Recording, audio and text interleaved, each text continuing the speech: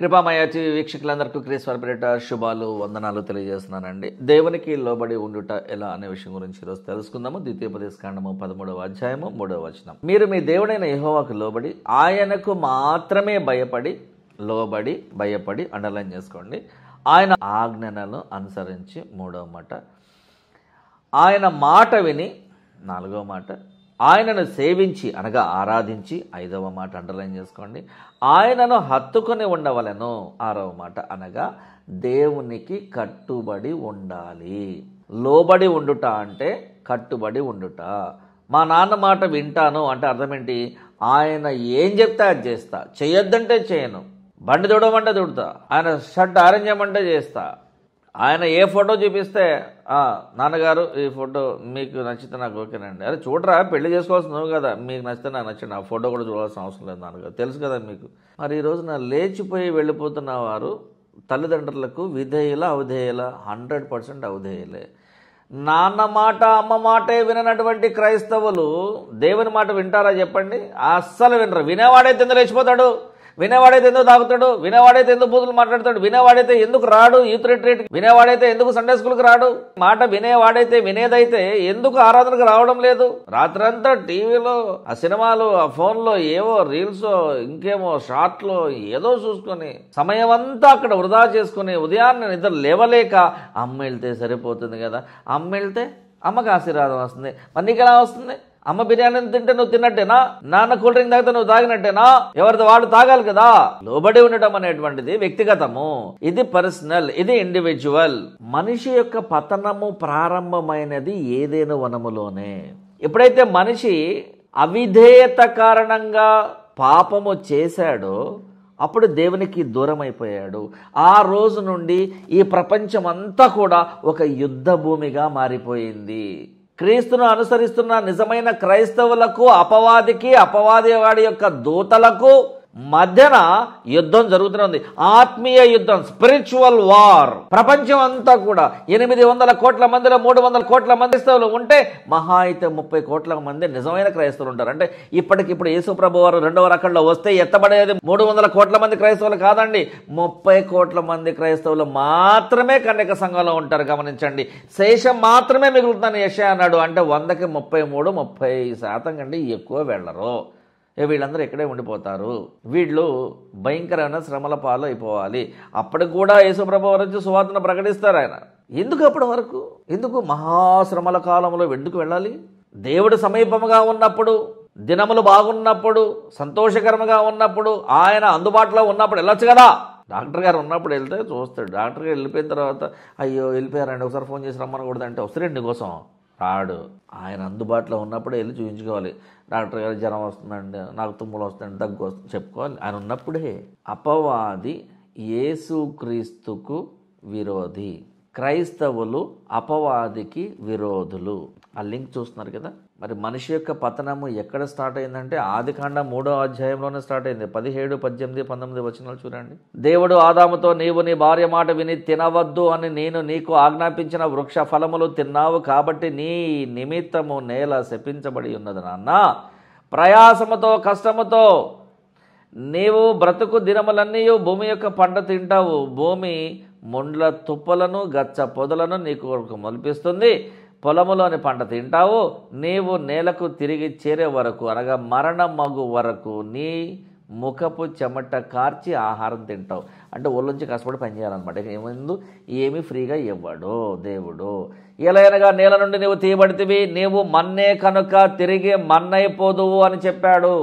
So మనిషి పతనానికి ప్రారంభము, పునాది వేయబడినటువంటి ఆ ఇనిషియేటివ్ ఎక్కడ జరిగిందంటే 3వ అధ్యాయం 17వ వచనం నుంచి 19 వరకు ఆదికాండంలో జరిగింది. పౌలు గారు కొరింథీలో ఉన్నటువంటి సంఘంనకు 2వ పత్రిక రాస్తూ 4వ అధ్యాయం 4వ వచనంలో దేవుని స్వరూపి అయిన క్రీస్తు మహిమను కనపరచు సువార్త ప్రకాశము.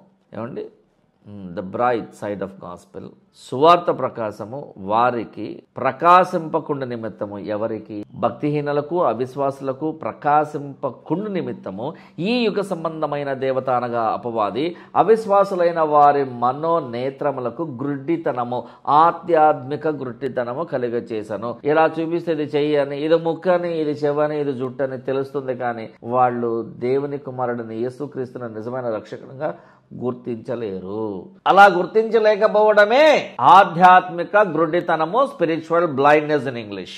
విగ్రహారాధకులందరూ కూడా ఈ రోజుకి కూడా అవిశ్వాసుల జాబితాలోనే కొనసాగుతూ ఉండడం మీరు గమనించాలి. అదిగొదిగో అక్కడెక్కడో కొండ మీద ఉన్నాడు, అక్కడ గుట్ట మీద ఉన్నాడు, ఇదిగో లోయలో ఉన్నాడు, ఈ చెట్టే దేవత అని చెప్పని అమాయకపు అక్షరాస్యులు, వీళ్ళు నిరక్షరాస్యులు కాదండి, బాగా చదువుకున్నటువంటి వారు, విదేశాలలో పెద్ద పెద్ద పోస్టులలో ఉంటున్న వారు, సైంటిస్టుల సైతము సైన్స్ అంతా చదువుకునే చివరికి ఇదిగో ఈ రాయే దేవుడు, ఇదిగో ఈ పామే దేవత అని సృష్టికర్తను పక్కన పెట్టి సృష్టికర్తను మరిచిపోయి సృష్టిని పూజిస్తున్నటువంటి వీరందరికీ కూడా శ్రమ. రోమా సంఘానికి పౌలు గారు రాసిన పత్రిక 5:12లో ఒక మనిషిని ద్వారా అనగా ఆదాము ద్వారా పాపము ద్వారా మరణమును ఈ లోకములోకి ఎలాగ ప్రవేశించనో అలాగుననే మనుషులందరూ కూడా పాపము చేసినందున మరణము, ఆధ్యాత్మిక మరణము అందరికీ సంప్రాప్తమాయను అనగా సంక్రమించింది. ఒక మనిషిని ద్వారా శాపం వచ్చింది, మరొక మనిషి ద్వారా ఆశీర్వాదం వచ్చింది. ఆ మొదటి ఆదాము శాపమునకు కారకుడైతే రెండవ ఆదామైనటువంటి యేసుక్రీస్తు ఈ శాపము నుండి విమోచన పొందడానికి, ఆశీర్వాదానికి, పరలోకం వెళ్ళే విషయమై ఆ మార్గం అంతట్లో మనకు తోడుగా ఉండడానికి, ఆ మార్గాన్ని సిద్ధపరచడానికి వచ్చిన వారు యేసుక్రీస్తు. యెహోషువ గ్రంథము 24:15లో చూడండి, యెహోవాను సేవించుట మీ దృష్టికి కీడు అని తోచిన ఎడలా అనగా, అంటే యెహోవా దేవునిని ఆరాధించడం అనేటువంటిది మంచి పని కాదు అని మీకు అనిపిస్తే మీ మీరు చావండి. మీరు ఎవరిని సేవించెదరో నది అవతల మీ పితరులు సేవించిన దేవతలను సేవిస్తారో, అమోరీయుల దేశమున మీరు నివసించుచున్నారే వారి దేవతలను సేవిస్తారో నేడు మీరు కోరుకోండి, మీరే డిసైడ్ చేసుకోండి. మీరు ఎవరిని సేవింప కోరుకున్నా కూడా నాకు సంబంధం లేదు, నేను పెద్ద పట్టించుకున్నా, ఐఎమ్ లీస్ట్ బాదర్డ్. నేనును నా ఇంటి వారును యెహోవాను సేవించదము. మీరు ఎవరినైనా సేవించుకుంటారా భయ్, మాకు సంబంధం లేదు. మేము మాత్రము యెహోవా దేవునిని మాత్రమే దేవునిగా ఆహ్వానించి స్వీకరించి ఆయననే స్తుతించి ఆయననే గౌరవించి ఆయనకే మహిమకరంగా ఉండే విధంగా ఆయననే మేము ఆరాధిస్తాము, వేరే వారిని ఎవరిని మేము ఆరాధించాము, మేము యెహోవా దేవునికే లోబడి ఉంటాము అని చెప్తున్నాడు. ఇర్మియా గారు తన గ్రంథంలో 29:13 ఇలా రాస్తున్నాడు చూడండి, మీరు నన్ను వెతికిన ఎడల దేవుడు మాట్లాడుతున్నాడండి, మీరు నన్ను వెతికితే పూర్ణ మనసుతో నన్ను గూర్చి విచారణ చేస్తే మీరు నన్ను కనుగొంటారు. ఏమండి, దేవునిని కాదు కానీ దేవుడిచ్చే ఆశీర్వాదాన్ని వెతికే క్రైస్తవులు కోకొల్లలుగా ఉంటున్నారండి. దేవుడొద్దు, దేవుడిచ్చే ఆశీర్వాదం కావాలి. చూసారా, భక్తిహీనులు ఆశీర్వాదం పొందడానికి అర్హులు కారు. సొలొమోను గారు ఏమరాస్తున్నాడు చూడండి, సామెతల గ్రంథము 14:1లో భక్తిహీనుల ఇల్లు నిర్మూలమవుతుందట, యథార్థవంతుల గుడారము వర్ధిల్లుతుందట. చాలామంది క్రైస్తవులు బాప్తిసం తీసుకున్నామని చెప్పని విరవీగుతూ ఉంటారు. కొంతమంది అయితే నేను క్రైస్తవునిగా మారదామని అనుకుంటున్నానండి అని ఒక సాక్ష్యంతో వస్తాడు ఆయన. మనం ఎన్ని ప్రయత్నాలు చేసినా దేవుని కనుచూపు మన మీద ఉంటేనే తప్ప మనము క్రైస్తవులం కాలం. గుర్తుపెట్టుకోండి. ఎందుకు కొన్ని వేల కోట్ల మంది నశించిపోతున్నారు? ప్రతిరోజు 2.5 లక్షల మంది పుడుతూ ఉంటే 1.5 లక్ష మంది చనిపోతూ ఉంటారు. ఈ 1,50,000 మంది రోజుకు చనిపోయే వారిలో నిజంగా రక్షింపబడిన, రక్షణ పొందిన ఆత్మలు ఎన్ని? వేళ్ల మీద లెక్క పెట్టొచ్చామో అంతే, బహుశా వేళ్ల మీద 1, 2, 3. ఇది 1,50,000 మందిలో ఎంతమంది నశించిపోతున్నారు చూడండి ఒకసారి. కానీ దేవుని అనుమతి లేనిదే మనము క్రైస్తవులం కాలేము. ఈ విషయాన్ని యోహాను సువార్తలో యోహాను గారే 6:44లో రాస్తున్నాడు. నన్ను పంపిన తండ్రి ఒకరిని ఆకర్షించితేనే కానీ ఎవడను నా ఎదుకు రాలేడు, అంత్య దినమున నేను అతనిని లేపుతాను. అంటే రెండవ పునరుద్ధానానికి సంబంధించినటువంటి వాగ్దానము ఇక్కడ దేవుడు చేస్తున్నాడు. అపొస్తలుల కార్యము 2:21లో ప్రభువు నామమును బట్టి ప్రార్థన చేయ వారందరూ రక్షణ పొందుతారు. Yes, of course yes. ఎఫ్ఎస్సీ సంఘానికి పౌలు గారు రాస్తూ 5:18 అంటాడు, ఆత్మపూర్ణులై ఉండండి, be filled with the spirit అంటున్నాడు. ఆత్మపూర్ణులై ఉంటే మాత్రమే మనము ఆ రక్షణ మార్గంలోకి వెళ్తాం, లేదంటే కష్టము. మార్కు సువార్త 8:34లో చూడండి, ఇక్కడ క్రీస్తు కొరకు బ్రతుకుట అనే విషయం గురించి, బ్రతుకుట అయితే క్రీస్తే అనే విషయం గురించి ఇక్కడ ఒక మాట, తనను తాను ఉపేక్షించుకుని కాదనుకుని తన బంధువులను కుటుంబాలన్నింటినీ వదిలేసి తన సిలువను ఎత్తుకొని నన్ను వెంబడింపాలి అని అంటున్నాడు యేసు ప్రభువారు. అంటే బ్రతుకుట అయితే క్రీస్తే, ఇక ప్రభువా ఇక నేను బతికేదైతే నీ కొరకే, అంతే, నాకు అనవసరంగా పెళ్ళయింది అని కొంతమంది ఫీల్ అవుతూ ఉంటారు కదా, అందులో బహుశా నేను కూడా ఒకడిని. నాకు నా యవ్వన దశలోనే దేవుని సేవ అంటే ఏంటో నాకు తెలుసున్నట్లయితే ఎవరైనా చెప్పి ఉంటే పెళ్లి చేసుకునేవాడిని కాదు. 24 hours టైంలో ఒక 8 గంటలు నిద్రపోయినా మిగతా 16 గంటలు నేను తప్పకుండా దేవుని సేవకుడికి ఫుల్ టైం మినిస్ట్రీలో ఉండేవాడిని. ఎంత సంతోషంగా ఉండేదో. ఈ పెళ్లి చేసుకున్న తర్వాత కూడా సువార్త చేయొచ్చు, కానీ చాలా ఇబ్బందులు ఉంటాయండి, బాధ్యతలు. ఇక ఈ దైవజనుల యొక్క భార్యలందరూ కూడా యెజబెలు ఆత్మ కలిగి ఉంటారు చాలామంది.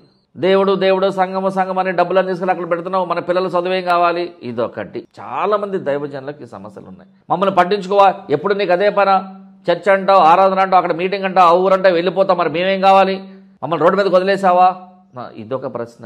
ఇలా కొన్ని డజన్స్ ఆఫ్ ప్రాబ్లమ్స్ ఉన్నాయండి. మేజర్గా ఒక 30-40 సమస్యలు ఉంటాయి. ఈ సమస్యలన్నిటినీ మనం ఫేస్ చేయాలి, దేవుని సేవ చేస్తూనే ఫేస్ చేయాలి.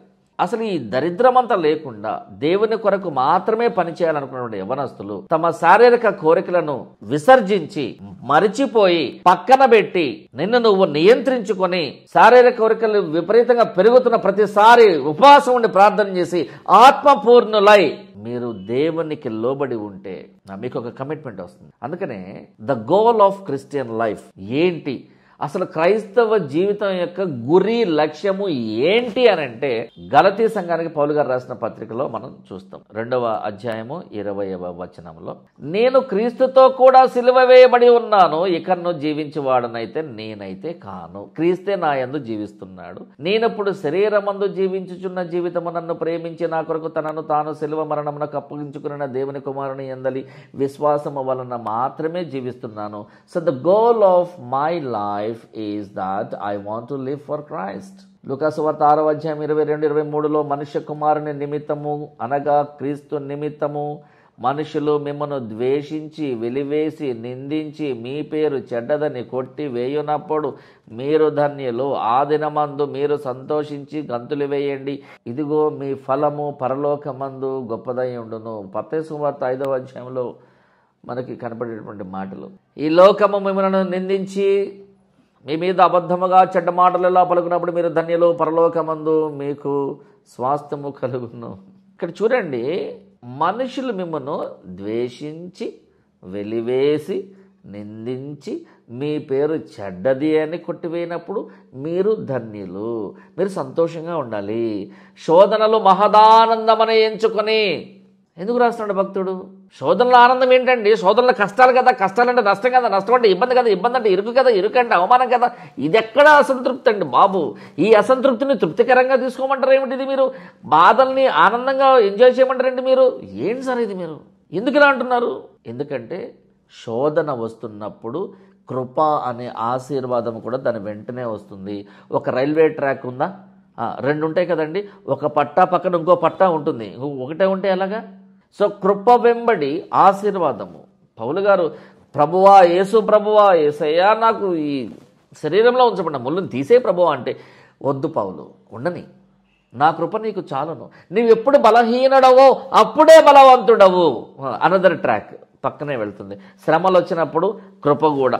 నువ్వు ఎప్పుడైతే ఒక క్రైస్తవునిగా శ్రమలు లేకుండా ఉండే క్రైస్తవులుగా, అవమానాలు లేకుండా ఉండే క్రైస్తవునిగా బ్రతుకుతున్నావో అప్పుడు నీ జీవితంలో నువ్వు అర్థం చేసుకోవాల్సింది, నువ్వు నిజమైన క్రైస్తవుని బ్రతకట్లేదు. ఎందుకంటే రియల్ క్రిస్టియన్ లైఫ్ను బ్రతుకుతూ ఎవడైతే తనను తాను కాదనుకుని ఉపేక్షించుకుని తన సిలువను తాను ఎత్తుకుని యేసుక్రీస్తును ప్రకటిస్తూ వెళ్తాడో అతనికి అవమానాలు ఉంటాయి. ఒక క్రైస్తవునిగా నీ జీవితంలో ఎటువంటి ఇబ్బంది, ఇరుకు, అవమానాలు, ద్వేషాలు లేవు అంటే, శత్రువులు లేరు అంటే అసలు నువ్వు నిజమైన క్రైస్తవ బతకట్లేదని అర్థము. దేవునికి భయపడి లోబడి ఉండేటువంటి వారి జీవితాలను దేవుడు ఎప్పుడు గుర్తుపెట్టుకుంటాడు. వారి చెయ్యి ఎప్పుడు కూడా వదిలిపెట్టాడు. పొరపాటును కూడా వాళ్ళని నెట్టివేయడు బయటికి. ఎందుకంటే మీరు నాకు చాలా అవసరం నాన్న.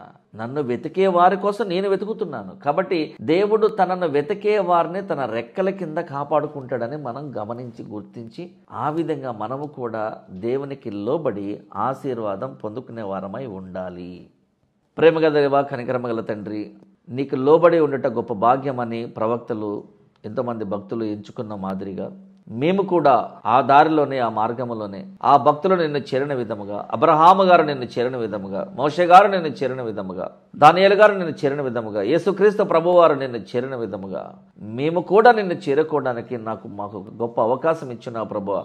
ఈ వాక్యము మాకు ఒక ఆత్మీయ ఆయుధమై ఉన్నది. ఈ ఆయుధమును వాడుకుని మేము మీ పరలోకానికి రావడానికి కావలసిన సర్వ అర్హతలను సంపాదించుకోవచ్చు అని మీరు మాకు ఒక అవకాశాన్ని ఇచ్చినారు ప్రభా. ఈ అవకాశాన్ని వాడుకుని వాక్యం అనేటువంటి ఆత్మీయ ఖడ్గముతో మేము అపవాదుని ఎదిరించి వాడిని ఓడించి మేము గెలిచి నీ సన్నిధికి వచ్చేటువంటి మార్గం విషయమై, ఆ మార్గంలో మేము నడిచే విషయమై మమ్మలను నీ వెలుగుతో, నీ శక్తితో, నీ ఆత్మతో నింపి మా జీవితాలను సమాధానముతో నింపమని యేసుక్రీస్తు వారి పేరిట ఈ ప్రార్థన అడిగి వేడుకుంటున్నాం తండ్రి. ఆమేన్. Thank you.